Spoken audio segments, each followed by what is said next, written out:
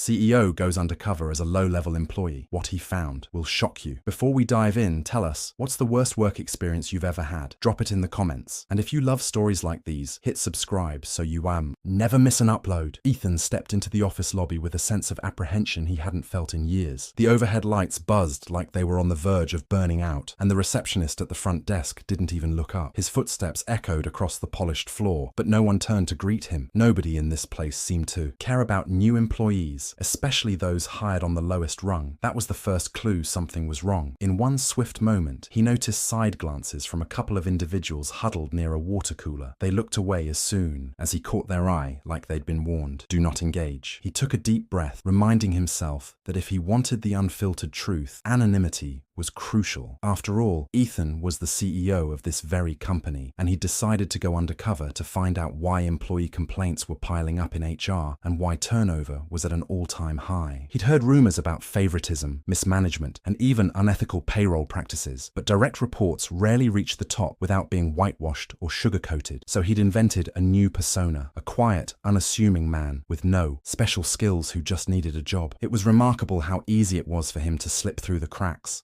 HR processed his paperwork in a rush, offered no formal welcome, and instructed him to just show up Monday. Now Monday had arrived, and it felt like walking into a tension-filled bubble, ready to pop at the slightest provocation. He stood by the front desk, waiting for someone to address him, but the receptionist barely glanced in his direction before pointing vaguely toward the office corridor. "They'll tell you where to go," she muttered, without looking up from her phone. It didn't seem to matter that Ethan was a new hire, or that this was the standard moment when an employee might receive a basic orientation or a friendly hello. That was the second clue. There was no introduction, no guidance, just an undercurrent of figure it out yourself. He noticed a half-written note on a whiteboard behind the front desk that read, "All new employees must," but the rest was erased. Whatever had been there, no one had bothered to rewrite it. He walked down the hallway, passing rows of cubicles where employees typed away without glancing up. The place was oddly quiet for such a large firm, as if casual conversations were discouraged. Now and then, a phone rang and was quickly answered with a hushed voice. Posters on the walls depicted motivational quotes about teamwork and excellence, but they felt disconnected from the stark reality of the environment. Ethan couldn't help but wonder how he'd managed to miss this ambience when he visited the office in his official capacity. Of course, back then,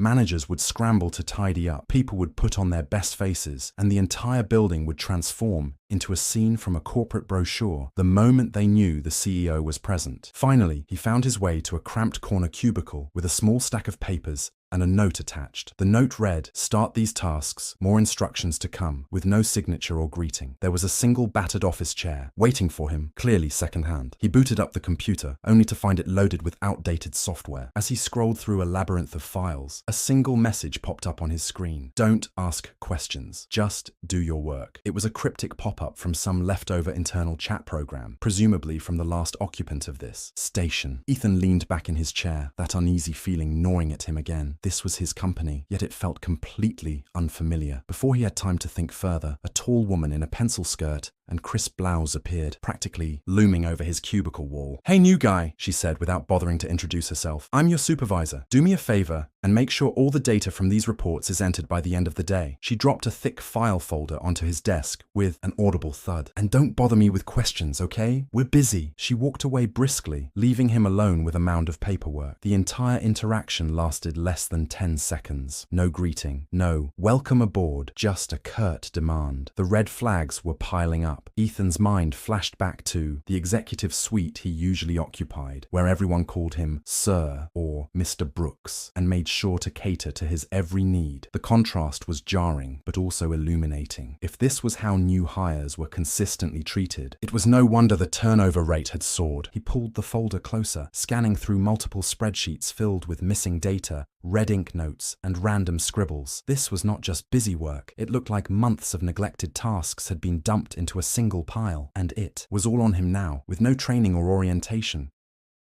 He rolled up his sleeves and started typing, determined to see just how deep the problems ran. He wasn't more than a few pages in when a quiet voice behind him whispered, "Don't work too slow or she'll notice." Ethan turned to see a young woman with tired eyes and a timid demeanor.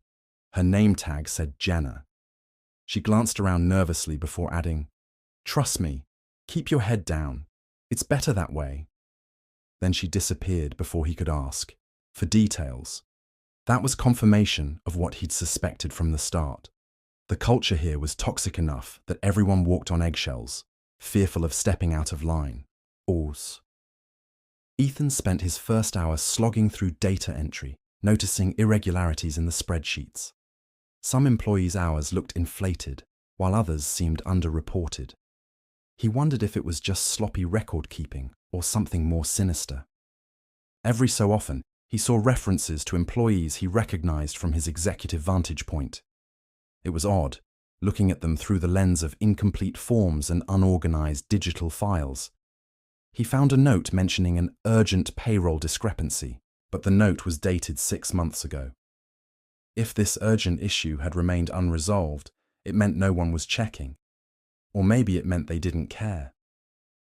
His supervisor reappeared, arms folded across her chest. "Are you going to finish that before lunch?" she asked, eyeing his half-completed spreadsheet. Ethan nodded, forcing a small smile.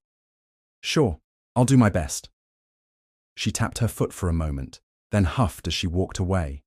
The entire energy around her screamed, "I'm stressed and I'll take it out on you."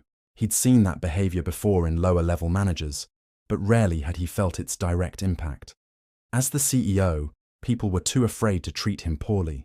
Now he was just another nameless new hire, and it was painfully clear how employees lived, under a looming cloud of managerial oppression.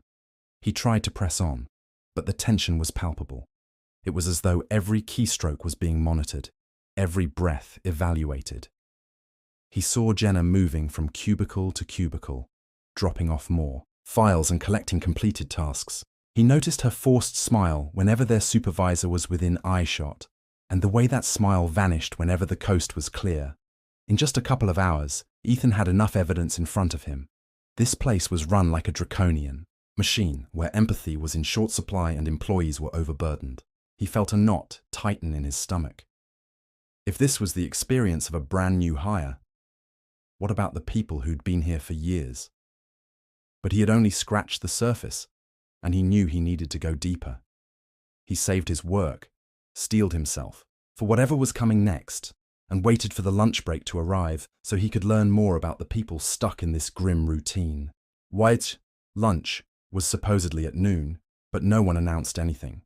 With no welcome email or instructions, Ethan eventually realized he would have to fend for himself.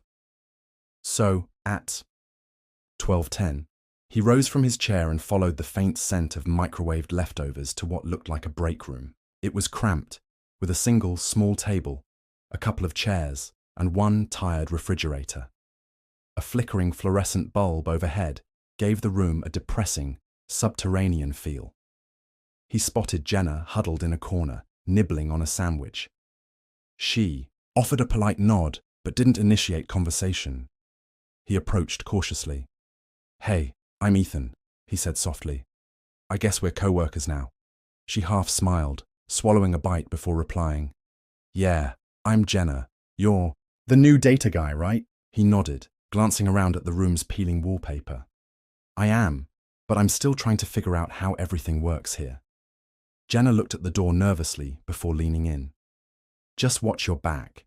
It's every person for themselves. In this place, people disappear without a warning if they get on the wrong side of management." Ethan couldn't hide his shock. "Disappear?" he repeated. She gave a sad little shrug. "You know what I mean. Fired, or sometimes just mysteriously gone. Heard of at least 3 people in the last month who were let go for trivial mistakes." This was worse than he'd imagined. The mechanical, unfeeling attitude at the front desk was one thing, but a culture of constant fear was a whole new level of distressing. He thanked her for the heads up, then grabbed a soda from the vending machine, which promptly ate his change. Typical, he thought, of a place where even the simplest of processes were neglected. Before he could try to get the machine to cough up his coins, the lunch break was over, signaled not by any official announcement, but by the sudden exodus of employees heading back to their desks. Jenna sighed, tossing the remainder of her sandwich into a trash can before following suit. Ethan followed, determined to keep his cover and blend in. But inside, he was furious. If the working conditions were this bad at the surface, he could only imagine what deeper issues would come to light. He returned to his cubicle with a renewed sense of purpose, already formulating his plan to get to the bottom of this crisis. It was only his first day, and already he had witnessed enough to justify major structural changes.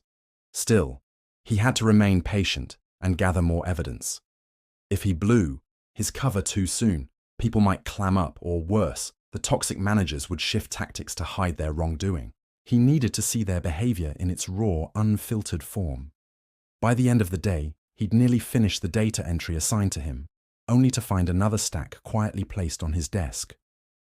There was no explanation as to why these forms weren't integrated into the primary system, or why they were dated weeks, sometimes months, ago. The inefficiency alone was maddening. Part of him wanted to jump up and shout, "This is unacceptable and we need to fix it now."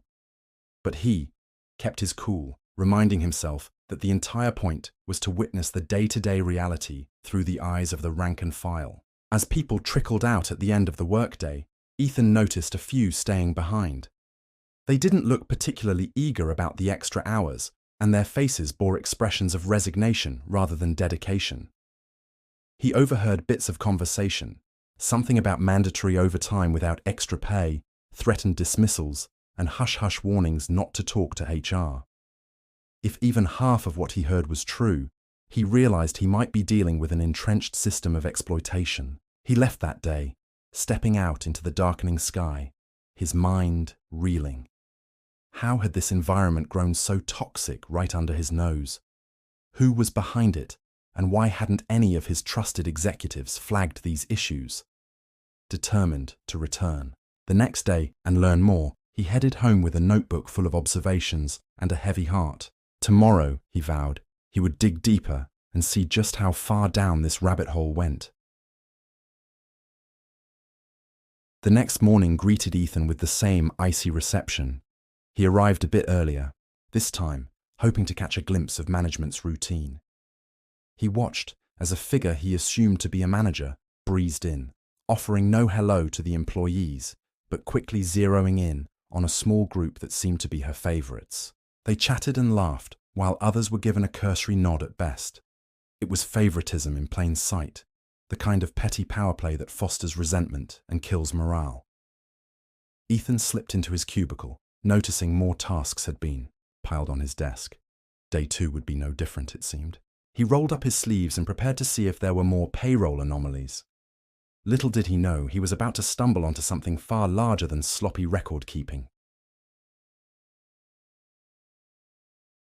He'd barely begun typing when Jenna popped up, her eyes wide with urgency. "I shouldn't say this, but watch out for the manager, Craig. He's been known to pick on people, especially newbies who can't defend themselves." With that, she was gone again, a ghost flitting between cubicles. Ethan leaned back, feeling that same jolt of uneasy anticipation. Craig was a name he recognized faintly from some internal memos, but he'd never met the man personally. Now, he was here, in the same building, about to cross paths with Ethan in his undercover role. Ethan turned his attention back to his monitor, preparing for whatever might happen next. One thing was certain: the deeper he dug, the worse this place seemed. And he was only getting started. He typed away in that cramped cubicle, the office's tension pressing in on him like a suffocating cloak, and braced himself for the hard truths that lay ahead. Ethan was determined to keep notes of every encounter. He knew that before this was over, he'd have to confront whoever was responsible for this exploitative culture. But first, he needed evidence, real, tangible proof that no executive could dismiss as a misunderstanding. Unaware to the rest of them, the clock was ticking on how long he'd tolerate watching them crush people under fear and intimidation. He just hoped he could hold his anger in check until the moment was right. He saved his files, rose from his seat, and prepared for the next act in what was quickly turning into a corporate nightmare. A&E. Ethan's second day was barely half over, and he was already convinced that the situation would only grow more dire as he peeled back the layers. He promised himself that by the time he was done, no one in this company would ever endure such conditions again. The first red flags had appeared before he'd even settled into his chair. Now, the real battle to save his own people was about to begin. Jenna appeared again, looking over her shoulder as though someone might be following her. She whispered something about overhearing a conversation in the manager's office that sounded disturbing, something about payroll discrepancies and punishing those who complained. Ethan realized his worst suspicions were more than just office gossip. They were the seeds of a full-blown scandal, hidden right in the heart of his own enterprise. He braced himself for what was coming next, because the deeper he went, the more dangerous this all became. If these managers sensed an outsider trying to expose them, the consequences for the employees, and for Ethan's undercover mission, could be dire. But he wasn't backing down. He was determined to tear down this toxic system and rebuild something better from its ashes, no matter how high the cost. Within the silent hum of fluorescent lights, Ethan continued typing away at his data entry tasks, his mind racing with plans on how to gather more evidence and protect the people who were clearly too scared to speak up. He clenched his jaw, knowing a storm was coming, and when it finally broke, nothing in this office would ever be the same again.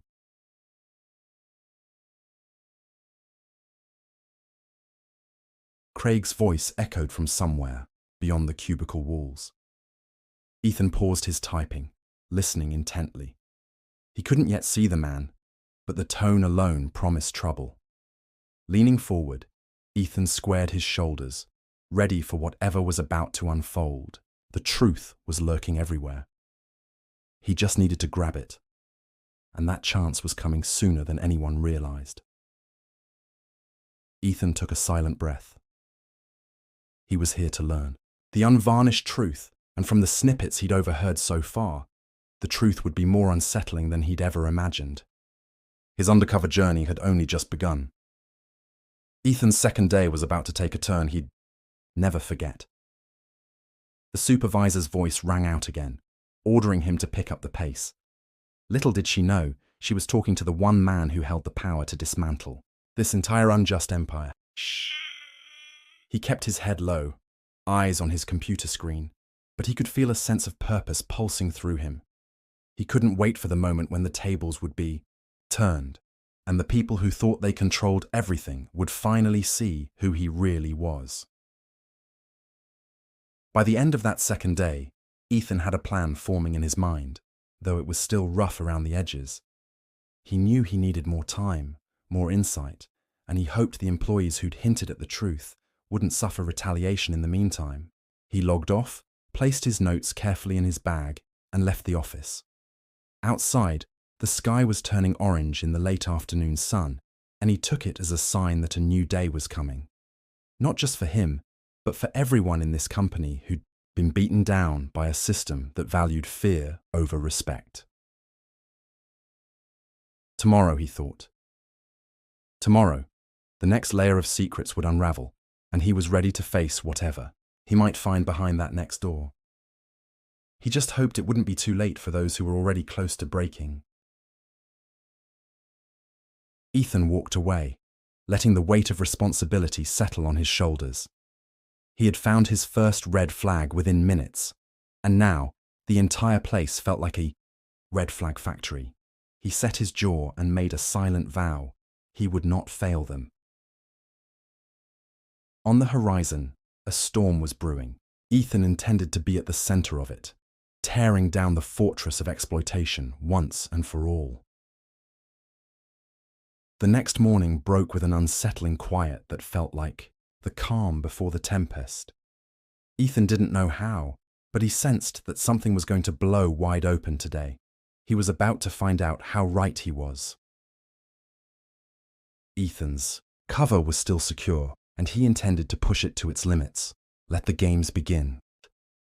He slipped through the office doors once again, bracing himself for the conflict that was certain to come. Onward, he thought. Craig was waiting. Ethan didn't flinch. He was ready. 40. Word count for this segment. 2050. He knew the next steps would tear the lid off everything. The day began like any other, but it wouldn't end that way. The first red flag had exploded into a field of them. Haas! Tension crackled in the air, and Ethan was prepared to face it head on.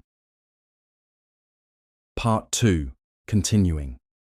The story, ensuring each main segment runs at least 500 words.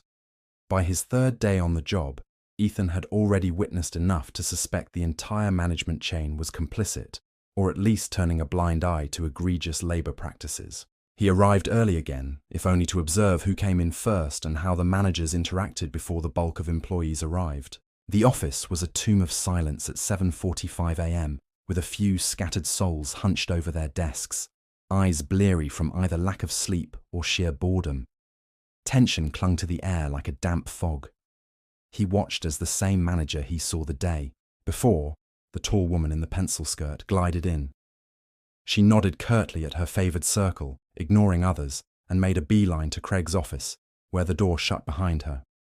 Through the frosted glass, Ethan could see silhouettes and heated gestures as they spoke, though he couldn't make out the words. He settled into his cubicle and began sifting through more data, focusing on payroll logs. The deeper he dug, the more troubling the numbers became. He found entries that couldn't be reconciled, missing hours for some employees, extra hours for others. It was as though they were intentionally doctoring records to cheat certain people out of their pay while rewarding the favoured few.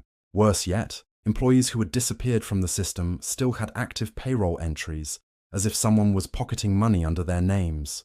It was blatant fraud, and it made Ethan's blood boil.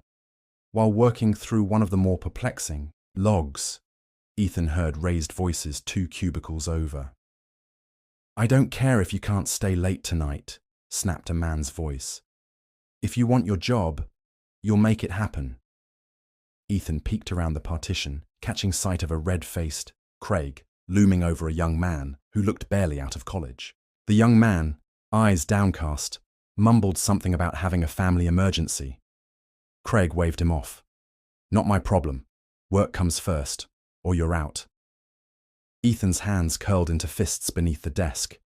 He couldn't believe what he was hearing. Craig was brazenly threatening an employee for needing to take personal time. He wanted to step in, to intervene immediately, but he had to keep his identity hidden for a little while longer. Confronting Craig in public as just another low-level employee would only cause suspicion and potentially end Ethan's investigation prematurely. Instead, he took a silent note of Craig's behavior and resolved to keep a closer watch. Right now, the best thing he could do was gather more evidence and protect the employees from behind the scenes. Moments later, Jenna slid by, discreetly, dropping a folded piece of paper onto Ethan's desk. Before he could ask what it was, she vanished again. He opened it to find a short list of names. Employees who had apparently been fired or forced to resign in the last 3 months. Next to each name was a brief reason. Asked about missing overtime. Complained about pay. Challenged. Management! The pattern was unmistakable. Anyone who dared question the system got booted. This was the kind of direct evidence Ethan needed. As the morning wore on, Ethan found himself glancing frequently at Craig's office. The man paced, back and forth, barking orders into the phone or snapping at whoever dared enter. When an older gentleman, possibly a senior employee, approached with a question, Craig berated him in front of everyone, insinuating the man was too old and slow to keep up with the company's pace.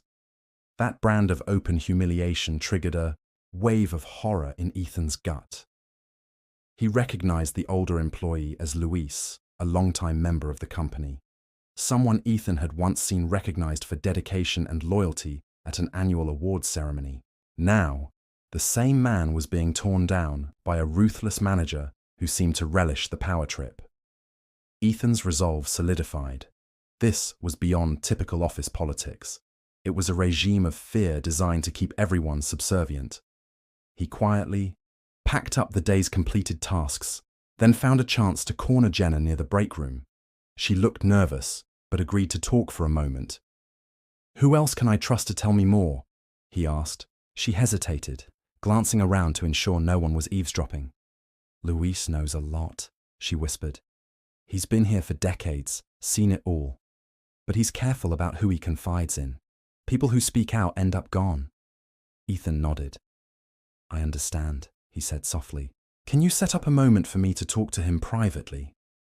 Jenna bit her lip. I'll try, she promised, before slipping away. The entire hush-hush approach felt like espionage rather than office culture. Ethan realized he couldn't just keep collecting notes. He needed to talk to people who had first-hand experiences of being mistreated. He needed stories that HR or upper management couldn't wave off as anomalies. That afternoon, while most employees were at lunch, Ethan stayed behind at his desk, pretending to be too swamped to leave. Instead, he used the time to sift through historical payroll data on the old computer. The company's local server was a cluttered mess, but with some digging, he uncovered more suspicious entries. Over the past year, certain employees' timesheets had been consistently altered post-submission. In the metadata of these files, the username making the changes appeared again and again. Craig.R. Ethan felt a jolt of vindication. This was direct digital evidence linking Craig to payroll tampering. Now it was no longer rumor or speculation. It was right in front of him. He printed out a few key documents, careful to hide them deep in his bag under a sweater. Just as he finished printing, the manager in the pencil skirt, her name was Karen, from what he'd overheard, lurched into view. What are you doing? She asked, suspicion dripping from her words. He flipped the top page, revealing a harmless spreadsheet. Just printing out the work Craig wanted. He lied smoothly. Karen paused, eyeing the stack of papers in his hand. Hurry it up. Craig wants those completed by end of day. No exceptions. She turned on her heel and left. Ethan exhaled, relieved that he'd avoided detection. When the clock struck 5, many employees hurried out, but Ethan noticed how Craig and Karen forced a select few to remain. Among them was the young man who'd pleaded for personal time earlier, and an exhausted-looking Jenna. She offered Ethan a weak smile as she trudged over to another cubicle. Ethan decided to stay late as well, claiming he wanted to earn some brownie points. In truth, he wanted to see exactly how these forced overtime sessions operated. From his vantage point, he watched Craig circle the room like a vulture, snapping at tired employees. One older woman rubbed her wrists as she typed furiously, and Craig barked that she should speed up. The tension was suffocating.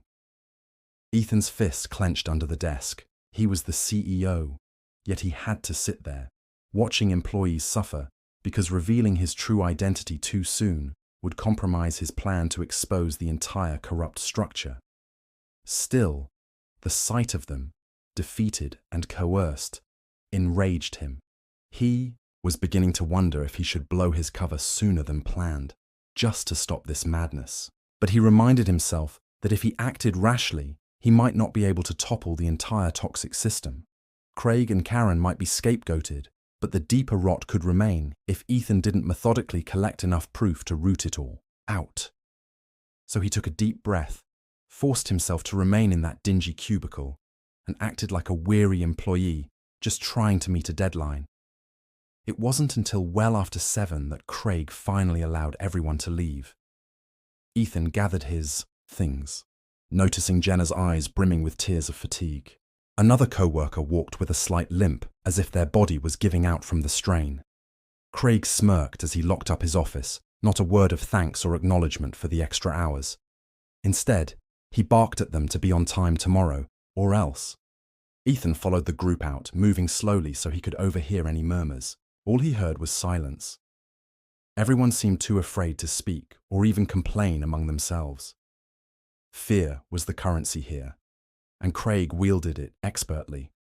When Ethan stepped into the evening air, he felt a surge of guilt that his company had spiraled into this. He knew the blame couldn't all be placed on 1 or 2 managers. Somewhere along the line, entire departments had allowed these behaviors to continue unchecked. He drove home in silence, mentally piecing together his next move. Luis was his next lead, an older employee who might know the entire history of how this toxic culture had entrenched itself. Ethan planned to earn his trust and gather even more damning testimony. Perhaps then he could confront Craig and everyone else who enabled him head on. But if the last few days were any indication, confrontation wouldn't be easy. Craig was the kind of manager who played dirty, and if he sensed a threat, he'd come down on Ethan or anyone who sided with him. So Ethan would have to outplay Craig in a public manner that left no room for denial. Because when the time came, Ethan intended to bring the hammer down so hard that no one in this company would dare treat their employees like this again. That night, as Ethan prepared for bed, he couldn't shake the guilt gnawing at him. He'd walked these corridors in the past as the CEO, receiving polite smiles and curated tours. He never saw the real face of the beast. Now that he had, he felt responsible for every tear shed, every humiliating moment endured by the people under his purview. But guilt alone wasn't enough. Action was what mattered. Tomorrow, he would set the next phase of his plan in motion. He drifted off to sleep with one thought in mind. By the time he was done, Craig wouldn't just be fired. He'd be exposed for the monster he was. And if Karen or anyone else was involved, they'd face the same reckoning. Ethan vowed to dismantle the system from the inside out. He was the CEO, after all, and it was time to wield that power on behalf of those who truly needed it. The employees who gave their sweat and tears to make his company run. The next morning, Ethan arrived with renewed determination. He had a quick conversation with Jenna in the hallway, who informed him that Luis would be in the break room around 10 a.m. She'd asked him to chat with Ethan, hinting that the new guy was safe to talk to. If everything went well, Ethan would finally get the full story of how the culture slid so far downhill. He just hoped the older man would trust him enough to speak freely. When the clock hit 9:58, Ethan strategically made his way to the break room, grabbing a half-stale donut from a box by the coffee machine. He waited only a minute before Luis entered, walking with a deliberate pace that suggested he'd been through decades of routine in this place. The lines on his face spoke of weariness, but there was still a spark of dignity in his eyes. "Morning," Ethan said quietly, gesturing for Luis to join him at the small table. Luis nodded, taking a seat. He didn't say anything at first, just studied Ethan with a mix of caution and curiosity. Finally, he spoke. "You're new here," he said. "Already heard you're asking questions." Ethan leaned forward. "I am," he admitted, trying to sound earnest but not desperate. "I see things that don't make sense. People being forced to stay late without pay. Records being tampered with. There's something really wrong here. I want to understand how it got this bad." Luis sighed, glancing at the open door to ensure no one was passing by. "I've been here 20 years, he said, his voice tinged with regret. "It wasn't always like this. We used to have decent managers who cared about people. But somewhere along the line, after a few reorganizations, folks like Craig took over. They realized they could abuse their power if they kept the right people happy and silenced everyone else. HR stopped helping employees and started covering for management. Complaints vanished, or the people complaining did." Ethan nodded, gravely, feeling a stab of guilt. "And Craig is the main one?" he asked. Luis's eyes flickered with contempt.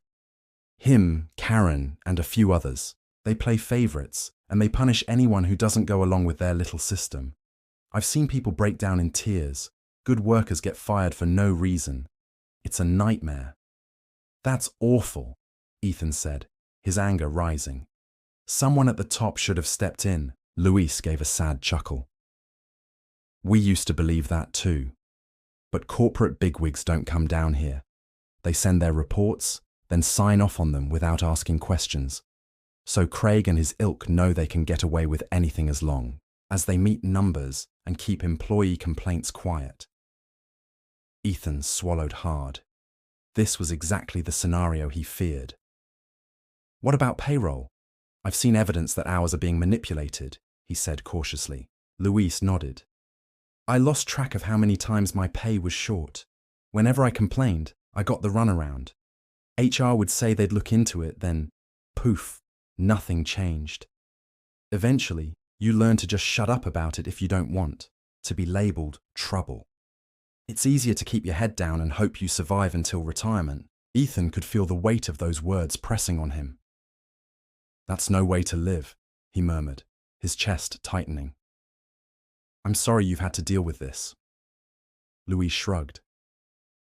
It's what it is. I stay because I've got a family to feed and not many other options at my age. But I'll tell you, if you try to fight back, be careful. They retaliate swiftly. Seen it happen too many times. Just then, footsteps sounded in the hallway, and Louise fell silent. Jenna walked past, offering a quick nod to Ethan before disappearing around the corner. Louise took it as his cue to stand. That's about all the time I have, he said, glancing at Ethan with a wary hope in his eyes. But I appreciate that. Someone's finally asking questions. Be safe, kid. Ethan thanked him quietly, then watched him shuffle back to work. In that moment, Ethan realized the cost of this toxic environment. It had stolen the spark from good people and replaced it with fear and resignation. If he had any doubts about the severity of the situation, those doubts were gone now. He returned to his desk, determined to put the final pieces together and plan his confrontation. For the rest of the day, Ethan methodically dug through files, chatted discreetly with employees, and kept an ear out for Craig's booming voice. By late afternoon, he had a small but potent collection of evidence: tampered payroll files, testimonies from multiple workers, and a list of suspicious firings. It was enough to not only confront Craig, but to incriminate him. The question was how to do it in a way that would guarantee real change. He couldn't just privately accuse him. That would lead to a denial, and Craig might scurry off to another department or find a scapegoat. No, Ethan needed something public, something that would make waves within the entire company. Ideally, in front of the employees who'd suffered under Craig's rule. That was the only way to empower them to speak openly and confirm his allegations. He wanted a scenario where Craig would be unable to hide behind corporate spin or selective reporting. And once Ethan revealed himself as the CEO, it would be checkmate. As the clock neared 5, Ethan realized he needed to strategize quickly, maybe an impromptu team meeting or a town hall-style gathering. But how to arrange that without arousing suspicion? Craig wouldn't just randomly gather all the employees unless he had a reason. And Ethan intended to manufacture that reason. The plan formed in his mind like an unfolding blueprint. He'd provoke Craig, force him into a confrontation in front of everyone. Maybe he'd challenge the payroll discrepancies in a public setting, demanding accountability. Craig's predictable rage would lead him to lash out, and in that moment, Ethan would unveil his true identity, presenting the evidence. The employees would see it firsthand, and Craig wouldn't have a place to hide. Once Craig was cornered, Karen and the others might also be exposed. Ethan packed up his notes and left the office, ignoring Karen's suspicious gaze. Tomorrow, he decided, would be the day he put the plan into motion. He just had to ensure the timing was perfect and that as many employees as possible would witness the showdown. It was a risky move, but there was no going back now. The final confrontation was coming, and if everything went according to plan, it would be a turning point for the entire company, and a day Craig would never forget. When Ethan arrived the next day, he managed to slip a few anonymous notes into select mailboxes, urging employees to gather in the main conference area at 4 p.m. for a special announcement. He included the line, mandatory, Craig's orders, capitalizing on the fear of being disciplined if they didn't show. Meanwhile, Ethan used a manager's login he'd discovered in an old sticky note left in the cubicle to send a mass email, scheduling the event on everyone's calendar. This was all it took for the rumor mill to explode, with whispers flying about what the big meeting might be. People assumed it must be serious if Craig mandated it on such short notice. By noon, tension was sky high. Craig seemed on edge, repeatedly checking his phone and looking at his watch. Karen ambushed him in the hallway, demanding to know what meeting he'd called. I didn't call a damn meeting, Craig spat, face reddening. But the email had come from a manager's account, so no one believed him when he insisted he had no idea what was going on. Ethan pretended ignorance when asked, shrugging in that "I'm just the new guy" way. Inside, he felt a surge of adrenaline. If all went well, Craig would storm into that conference room at 4 p.m., fuming, and the stage would be set. Ethan spent the day finalizing his evidence, printing out copies of the tampered payroll records and the list of unlawfully fired employees. He was nervous, but every time he pictured Craig's smug face, he felt a renewed conviction. At 3:55, employees began trickling into the conference room. Jenna gave Ethan a questioning look. He just nodded reassuringly. Luis arrived too, standing quietly at the back. The entire room buzzed with anxiety and confusion. At precisely 4, Craig barreled in, his expression thunderous. Karen followed close behind, clutching a clipboard. Their eyes scanned the room, landing on Ethan. "What the hell is this?" Craig demanded. Ethan swallowed, then stepped forward, heart pounding. "This is a meeting to discuss the payroll, discrepancies, abusive management tactics, and unlawful practices that have gone on for too long," he announced in a firm voice. A collective gasp rippled through the crowd. Craig's mouth twisted in fury. "Who do you think you are?" he snarled. "You're just some nobody data temp. You have no right to call a meeting." Ethan held his ground, brandishing the printed documents. "I have every right," he said, voice calm but loud enough for everyone to hear. "I've got hard evidence that you've been altering payroll records to cheat employees out of their earned wages. I've collected testimonies from multiple people who've been harassed, threatened, or fired simply for questioning their pay or working conditions. And I've seen the pattern. You and your cronies keep everyone here under constant fear of losing their jobs." Craig's face turned an alarming shade of red, and he lunged forward, snatching at the papers in Ethan's hand. The crowd stirred, some employees stepping back, others leaning in as if ready to defend Ethan. The tension was electric. Karen tried to intervene, but Ethan pulled away, his voice rising. "Don't touch me. You're going to listen to what I have to say." He locked eyes with Craig, his own rage burning. "I know exactly what you've done, and so does everyone else now." "You have no idea who you're dealing with," Craig bellowed, but it was too late to contain the damage. Whispers spread through the crowd, employees murmuring among themselves. Jenna stepped forward, her voice trembling but resolute. "It's true," she said. "My pay's been short for months, and I saw Craig sign the timesheets personally." Another employee chimed in. "I was fired and rehired in a lower position for speaking up about missing overtime." Craig's composure cracked. He pointed a shaking finger at Ethan. "You'll regret this," he spat. "All of you. I can destroy you." That was the moment Ethan had been waiting for. He felt his pulse pounding in his ears as he summoned the resolve to deliver the final blow. He took a step forward, meeting Craig's glare with unwavering defiance. "The only one who'll regret anything is you, Craig," he said. "Because I'm not just some temp. My name is Ethan Brooks, and I'm the CEO of this company. And you, Craig, are finished." Silence fell over the room, as though every molecule of air had been sucked out. Karen's clipboard clattered to the floor. Craig's eyes bulged, and the employees exchanged stunned looks. Jenna's mouth dropped open in shock. Then the buzz of murmuring rose to a fever pitch. "He's the CEO?" someone whispered in disbelief.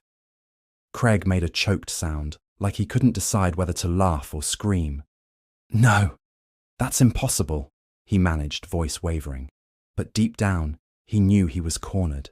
Ethan pulled out his employee ID card, flipping it over to reveal the top-level corporate credentials. He placed the tampered payroll records on a nearby table for everyone to see. The employees in the crowd surged forward, curiosity and indignation fueling them. Ethan's voice resounded. "For weeks, I've been here, witnessing how you treat the people who actually keep this place running. The intimidation, the illegal manipulation of time logs, the emotional and financial abuse. I've seen it all, and now every single person in this room knows the truth. Craig backed away, mouth opening and closing as if searching for words. Karen, pale as a sheet, tried to inch toward the door, but a few bold employees stood in her way. The entire room was transformed into a stage for justice long overdue. Ethan pointed at Craig. You've threatened my employees, stolen their wages, and created a culture of fear. In my book, that's unforgivable. Frenzied whispers rippled through the crowd, turning into shouts of anger and relief. Some employees cursed at Craig. Others clapped Ethan on the shoulder, tears in their eyes. Jenna stood still, hand over, her mouth in astonished gratitude. Luis gave a solemn nod from the back, his eyes brimming with quiet triumph. Craig's bravado collapsed like a house of cards. I was just following orders from above, he stammered weakly. I didn't have a choice, but no one believed that. They'd seen him revel in his power, belittling people day after day. The entire charade was over, and he was out of excuses. Ethan turned to the gathered employees. From this moment on, he declared, things will change. I won't tolerate managers who exploit and demean their teams. I won't allow wage, theft, or forced overtime. As CEO, I'm issuing an immediate investigation into all managerial practices in this branch. Everyone who's been wrongfully terminated or shorted on pay will be compensated. Anyone complicit in these crimes will be held accountable. He paused, scanning the room. Fear and uncertainty warred with a spark of hope in the employees' eyes. Finally, one of them asked, "Are you for real?" Ethan nodded solemnly. "Yes. I've seen enough to know this company needs a complete overhaul starting right now." At that moment, Craig attempted a last-ditch effort to save face.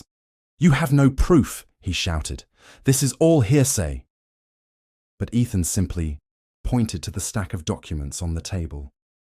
"These records, and the testimony of dozens of employees, say otherwise," he said, "not to mention the digital footprint you left every time you altered timesheets. Believe me, the proof is overwhelming." Craig tried to respond, but his voice wavered. The employees glared at him with open contempt now that the floodgates had opened. Ethan motioned to a pair of security personnel who joined the commotion at the back of the room, drawn by the chaos. "Escort Mr. Craig out of the building," Ethan said. "As of this moment, he's relieved of his duties pending further investigation." The security officers nodded and approached Craig, who stumbled back. Karen tried to slip away in the confusion, but employees quickly directed the guards' attention to her as well. "Karen's in on it too," someone called out. "She's the one who does the scheduling for forced overtime," another employee added. "She threatened to fire me if I didn't shut up about missing pay." Ethan eyed Karen, who looked like she might faint. "You'll be included in the investigation," he said. "We'll see what the evidence shows." The security team herded them both toward the door as the crowd parted like the Red Sea, employees stepping back to watch their tormentors face judgment at last. Craig shouted something unintelligible about wrongful termination, but his words fell on deaf ears. After they were gone, the room was silent for a moment. Then a ripple of applause began, hesitant at first, but growing as people realized this, he was real. Cheers broke out, and a few employees actually smiled. True, genuine smiles that had been absent for far too long. Jenna wiped away tears, exhaling in relief. Luis gave Ethan a respectful nod. Ethan held up his hands for quiet. "I know this is a lot to take in," he said. "I realize many of you may still be skeptical. After all, you've endured a culture of fear for a long time. But from here on, you have my word. This company will operate with integrity. There will be an open forum for concerns. There will be fair wages, and no one will be punished for raising valid issues." He paused, letting that sink in. "I'll be meeting with each of you over the next few weeks to hear your experiences, your ideas, and your grievances. Effective immediately, all questionable payroll practices are suspended, and your pay will be audited for accuracy. If you're owed money, you'll get it. If you were unfairly punished, your record will be expunged." At that, a wave of relief washed over the assembled employees. Some even clapped again, while others huddled in small groups, openly discussing the changes for the first time without fear of retribution. Luis stepped forward, placing a hand on Ethan's shoulder. "I can't believe it," he said, his voice cracking with emotion. "I thought I'd retire before seeing something like this." Ethan offered him a sincere smile. "I'm sorry for what you've all been put through," he said. "I should have noticed sooner, but I promise we'll make this right." He shook hands with Luis, and in that handshake was the unspoken acknowledgement that the culture of bullying was finally taking its last breath. In the aftermath, Ethan spent nearly an hour in that conference room, answering questions, listening to personal stories of harassment, and promising to address the issues. A few employees were still wary. After all, they'd been burned before, but many were cautiously optimistic. They recognized that something monumental had shifted. The biggest abusers were gone, dragged out in public disgrace, and the man in charge was on their side now. When Ethan finally wrapped up the impromptu town hall, employees left in clusters, talking more openly and hopefully than they had in years. Jenna lingered, standing by the empty chairs, eyes brimming with tears that she finally allowed to fall. "I was so scared," she said, her voice trembling. "Every day, I thought it would never end." Ethan stepped toward her, maintaining a respectful distance. "You and everyone else deserved better," he said gently. "I'll do everything in my power to make sure no one ever feels that way here again." She nodded, wiping her cheeks. "Thank you," she whispered before heading out. Now alone in the conference room, Ethan exhaled deeply.